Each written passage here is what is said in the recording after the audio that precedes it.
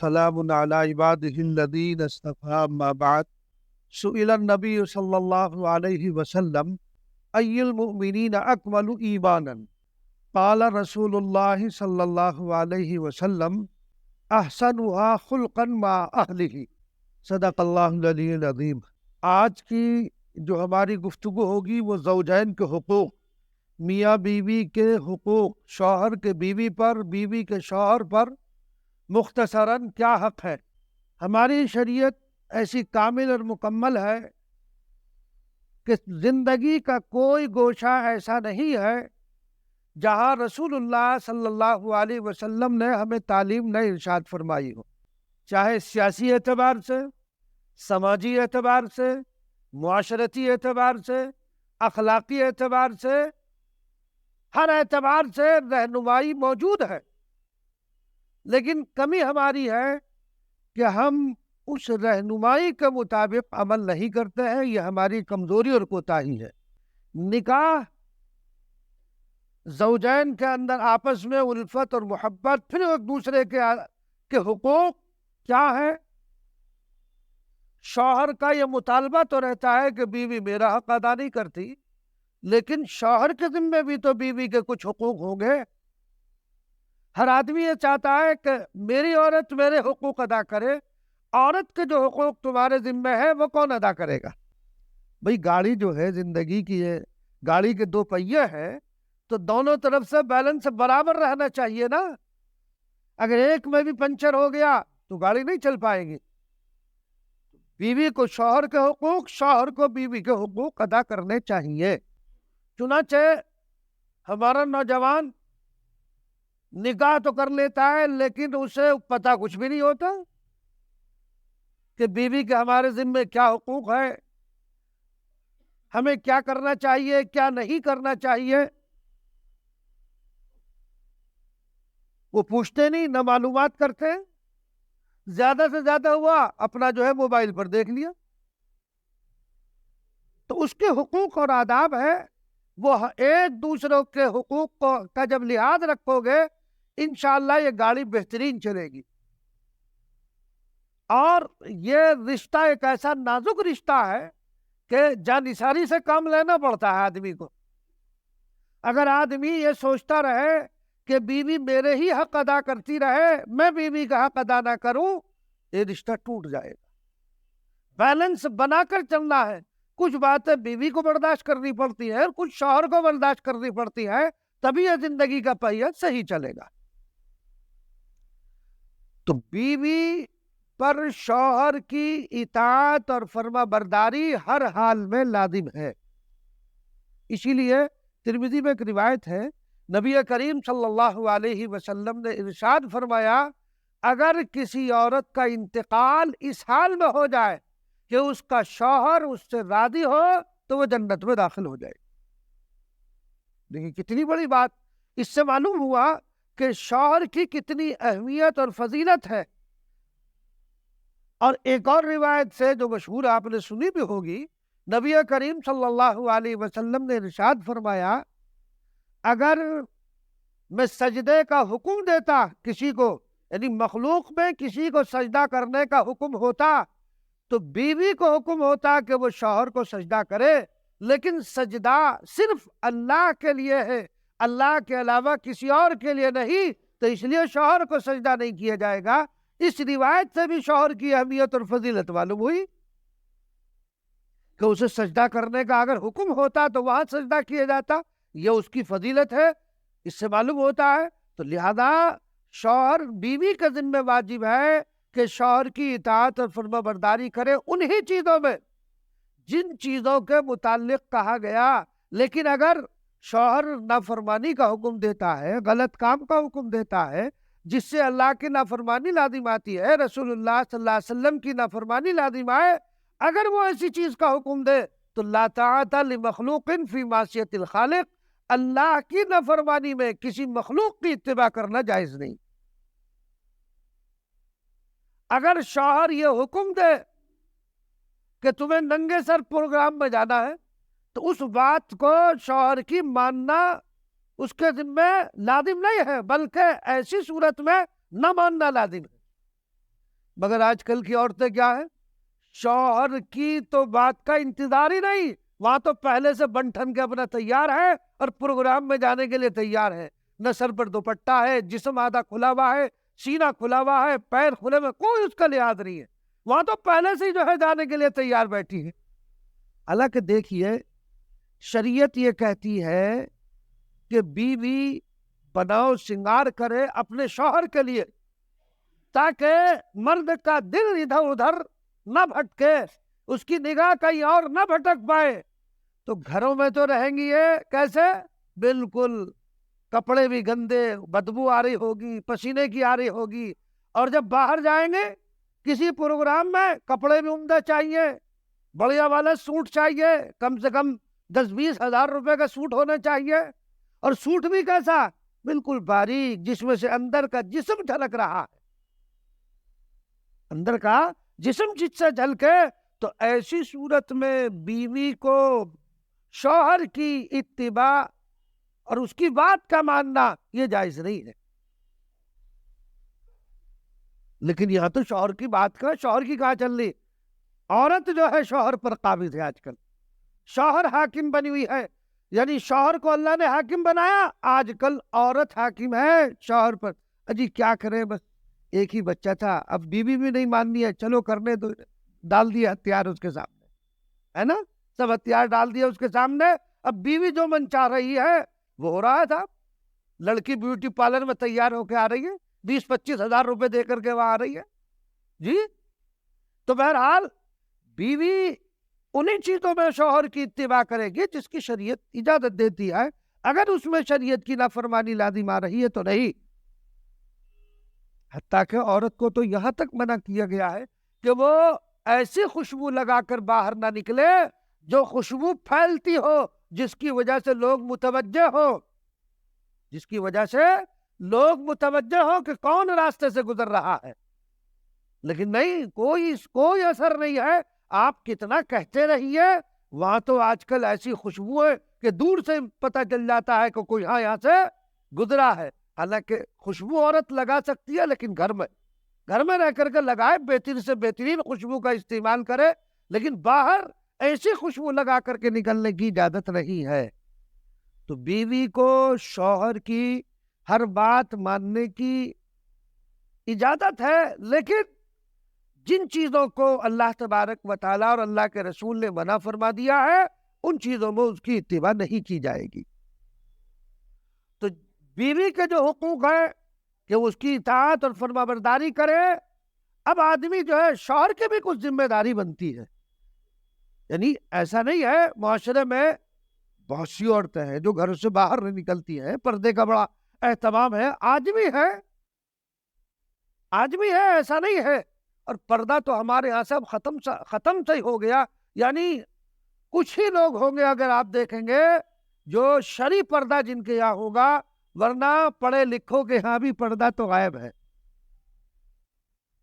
اور وہ عورتیں جو گھروں میں تو باپردہ رہتی ہیں، لیکن پروگرام میں جا کے پوری بے پردہ ہو جائے، وہ سارا ان کا پردہ ختم، کہ صاحب فلاں عورت بڑی نیک ہے، بڑی اللہ والی ہے، اور جب پروگرام میں دیکھو تو ایسے پھر رہی ہیں، بال بکھرے ہوئے ہیں، کپڑے ادھر سے ادھر پڑے ہوئے ہیں، کہ یہ اللہ والی ہے۔ اللہ تعالیٰ ہماری حفاظت فرمائے، ہماری قوم کی اصلاح فرمائے، ہماری عورتوں کی اصلاح فرمائے۔ اس میں سب سے بڑی کمزوری مرد کی ہے۔ مرد اول دن سے ہی اپنی بیویوں کو، بچیوں کو پردہ کرنے کے لیے نہیں کہتے ہیں، اس میں نرم مزاج بن جاتے ہیں، کہتے ماڈرن زمانہ ہے، چلنے دو، گاڑی چل رہی ہے، جب گاڑی کو چلاؤ گے تو پھر دیکھو یہی واقعات ہوں گے، کوئی کسی کو لے کے بھاگ رہا، کوئی غیر مسلم بن رہی ہے، کوئی کسی غیر مسلم کے ساتھ بھاگ رہی، اس طرح کے واقعات رونما ہو رہے ہیں۔ تو پردے پر پابندی لگانا یہ آپ کا کام ہے، کہ آپ مجبور کریں کہ نہیں، آپ کو شرعی پردہ کرنا ہوگا۔ بھئی دیور سے اس وقت کون پردہ کرتا ہے بتاؤ؟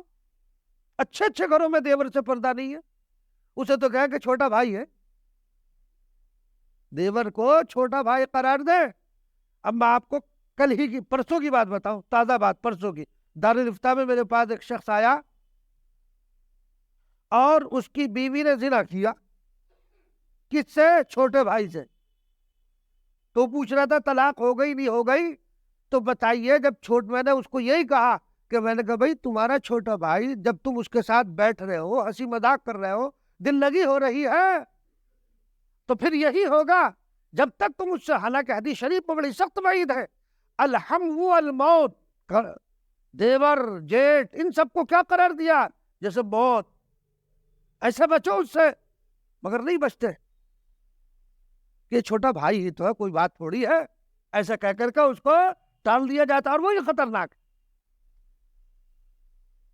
تو چھوٹے بھائی سے وہ مل گئی اور بتا رہا تھا کہ اس سے حمل بھی ٹھہر گیا کہ اب میرا نکاح باقی ہے کہ نہیں باقی ہے، نعوذ باللہ۔ یہ صورت آج ہمارے معاشرے میں جاری ہے، اور یہ جاری کیوں ہے؟ اس بے پردگی کی وجہ سے۔ تو بے پردگی کا ایک سیلاب ہے جو اس وقت آیا ہوا ہے، اور ہم پردے کی پابندی نہیں کر رہے، یہ واقعات پھر رونما ہو رہے ہیں۔ بہرحال تو بیوی پر اپنے شوہر کی اتباع کرنا لازم اور ضروری ہے، جن چیزوں سے اللہ اور اللہ کے رسول صلی اللہ علیہ وسلم نے منع کیا ہے ان سے ہمیں بچنا ہے۔ اب جہاں بیوی کے حقوق ہیں، یعنی بیوی پر شوہر کے حقوق ہیں، شوہر پر بھی کچھ حقوق ہیں بیوی کے۔ نبی کریم، دیکھو بخاری میں روایت ہے، نبی کریم صلی اللہ علیہ وسلم کا واقعہ لکھا ایک مرتبہ کا کہ نبی کریم صلی اللہ علیہ وسلم رات کو اٹھے، آہستہ سے اٹھے، آہستہ سے دروازہ کھولا، آہستہ سے دروازہ بند کیا۔ کیوں؟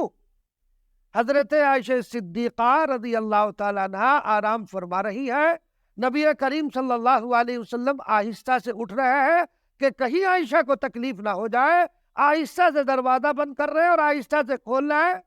کیا تعلیم دی آپ صلی اللہ علیہ وسلم نے اپنے اس عمل سے؟ اس عمل سے تعلیم یہ دی ہے کہ ٹھیک ہے وہ آپ کے نکاح میں ہے، بھائی اگر تم تہجد میں اٹھ رہے ہو ٹھیک ہے، بہت اچھی بات ہے، تہجد میں اٹھنا چاہیے۔ اب تم جو ہے بیوی کو بھی جو ہے لاٹھی لے کے اٹھانے لگو کہ اٹھ پڑھ تہجد۔ ابے بھائی وہ رات بھر تمہیں جو ہے رات کو کھانا دیا، برتن دھوئے، اس نے مانج کر سو گئی، اسے سونے دو، پھر وہ اٹھ جائے گی فجر کی نماز کے وقت، اٹھا دو اس کو۔ اب صاحب آدھی رات کو اٹھا کے اسے کھڑا کر دیا، نہیں۔ آپ صلی اللہ علیہ وسلم فرمانے کہ اپنے کسی عمل سے اپنی بیوی کو بھی تکلیف مت پہنچاؤ۔ یعنی کیا اگر رسول اللہ صلی اللہ علیہ وسلم حضرت عائشہ صدیقہ رضی اللہ تعالیٰ عنہ کو اس وقت بیدار کرتے اٹھاتے تو انہیں تکلیف ہوتی؟ ہرگز تکلیف نہ ہوتی۔ لیکن نبی کریم صلی اللہ علیہ وسلم امت کو یہ درس دینا چاہتے ہیں کہ اپنی بیویوں کے ساتھ جو تمہارے ماتحت ہیں، جن پر تم حاکم ہو، تم اپنے محکوموں کے ساتھ اس طرح کا معاملہ کرو۔ جو روایت میں نے پڑھی ہے، نبی کریم صلی اللہ علیہ وسلم سے سوال کیا گیا، ای المؤمنین اکمل ایمانا، کہ مومنین میں بطور مومنین میں ایمان کے اعتبار سے کامل اور مکمل کون ہے؟ یہ سوال رسول اللہ صلی اللہ علیہ وسلم سے کیا گیا، تو حضور نے کیا جواب ارشاد فرمایا؟ آپ صلی اللہ علیہ وسلم فرمایا جو اپنے اہل کے ساتھ، اپنے گھر والوں کے ساتھ اخلاق کا اعتبار سے اچھا ہو۔ یہ ہے اخلاق کی اچھائی کہ آہستہ سے اٹھ رہے ہیں آپ۔ ایک روایت میں آتا ہے ایک شخص آیا، نبی کریم صلی اللہ علیہ وسلم فرمایا ایک بہت برا شخص ہے یہ، لیکن جب وہ آپ کے قریب آیا آپ نے اس کا اعزاز کیا، اس کا احترام کیا آپ نے، تو آپ صلی اللہ علیہ وسلم سے حضرت عائشہ صدیقہ رضی اللہ تعالیٰ عنہ پوچھنے لگی آپ تو یہ فرما رہے تھے اور جب وہ آپ کے پاس آیا تو آپ اس کو عزت دے رہے ہیں؟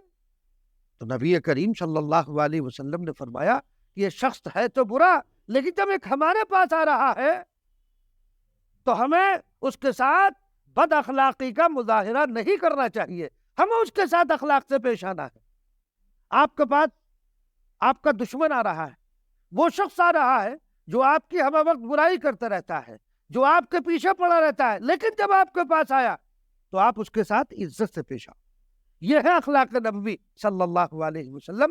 تو نبی کریم صلی اللہ علیہ وسلم نے کیا فرمایا کہ کامل المومن کون ہے؟ کہ جو جس کے اخلاق اپنے اہل و عیال کے ساتھ اچھے ہو۔ تو اس لیے ہمیں اپنے اہل و عیال کے ساتھ اخلاق کے اعتبار سے اچھا بندہ ہے، نہ یہ کہ ہمیں جب ہم گھر میں جائیں تو سارے بچے ایسے ہو جائے، ایک سناٹا چھا جائے جیسے کوئی بدماش آ گیا ہو۔ یہ کیفیت نہیں ہونی چاہیے۔ بھائی جب مرد گھر میں داخل ہو تو وہ روم جھاڑنے کے لیے کیا کرتا ہے؟ بچے بھی سہم گئے کہ ابا آ گئے. ابا ہے یا کوئی جادوگر ہے یا کوئی کسی قسم کا جو ہے بدماش آدمی ہے؟ نہیں. جب گھر میں جاؤ بچوں کے ساتھ بھلے ملے بھی رہنا چاہیے, ان کے ساتھ ہنسی مذاق بھی ہونا چاہیے, بیوی کے ساتھ بھی ہنسی مذاق ہونا چاہیے, بچوں کے ساتھ بھی کبھی کبھی. نبی کریم صلی اللہ علیہ وسلم کی سیرت کا اگر آپ مطالعہ کریں گے تو یہ بات سیرت میں ملے گی کہ رسول اللہ صلی اللہ علیہ وسلم ازواج کے ساتھ مزاح بھی فرماتے تھے, بچوں کے ساتھ بھی آپ مزاح کیا کرتے تھے, بعض مرتبہ آنے والے کے ساتھ بھی مزاح کرتے تھے. ایک مرتبہ کا شمال ترمذی میں واقعہ ہے کہ ایک شخص آیا, اس نے پریشانی کا اظہار کیا, سواری مانگی. نبی کریم صلی اللہ علیہ وسلم فرمایا ہم تمہیں اونٹنی کا بچہ دیں گے. حضور صلی اللہ علیہ وسلم نے فرمایا کہ اونٹنی کا بچہ دیں گے. تو وہ آنے والا کہنے لگا حضور میں اونٹنی کا بچہ لے کے کیا کروں گا, مجھے تو سواری کرنی ہے. تو آپ صلی اللہ علیہ وسلم نے فرمایا اگر وہ بڑی بھی ہوگی تو اونٹنی کا بچہ ہی تو ہوگی بھائی, اگر وہ بڑا بھی ہو جائے تو ہے تو بچہ ہی. بیٹا کتنا ہی بلند مقام پر پہنچ جائے, دنیاوی اعتبار سے, دینی اعتبار سے, کسی بھی اعتبار سے, تو رہے گا تو وہ بچہ ہی بھائی, اپنے باپ کا تو بیٹا ہی ہے وہ. تو اس طرح کا مزاح نبی کریم صلی اللہ علیہ وسلم کیا کرتے تھے. ایسی ایک واقعہ آتا ہے روایت میں, ایک بوڑھی عورت آئی نبی کریم صلی اللہ علیہ وسلم کے پاس. تو حضور صلی اللہ علیہ وسلم نے فرمایا کوئی بوڑھی عورت جنت میں نہیں جائے گی. تو وہ رونے لگی کہ میں جنت میں کیوں نہیں جاؤں گی, یہ مذاق کیا ایک طرح کا. حضور صلی اللہ علیہ وسلم نے مزاح فرمایا. پھر فرمایا کہ نہیں, بوڑھی عورت جب دیکھا کہ یہ پریشان ہو گئی تو آپ نے فرمایا کہ بوڑھی عورت جنت میں نہیں جائے گی, بڑھاپے کی حالت میں, اس کو جوان کر دیا جائے گا, جوان ہو کر جائے گی. بھائی روایت میں آتا نا کہ سب کی عمر جو ہے حضرت آدم علیہ السلام کے برابر ہوگی, سب جوان ہو گئے, 31-32 سال کے ہوں گے. تو اس طرح کا مزاح بھی کیا کرتے تھے. تو گھر والوں کے ساتھ مذاق کرنا چاہیے, ہر وقت چڑچڑاپن, غصہ ہر وقت, یہ نہیں رہنا چاہیے. اللہ تعالیٰ مجھے بھی آپ کو بھی عمل کی توفیق عنایت فرمائے.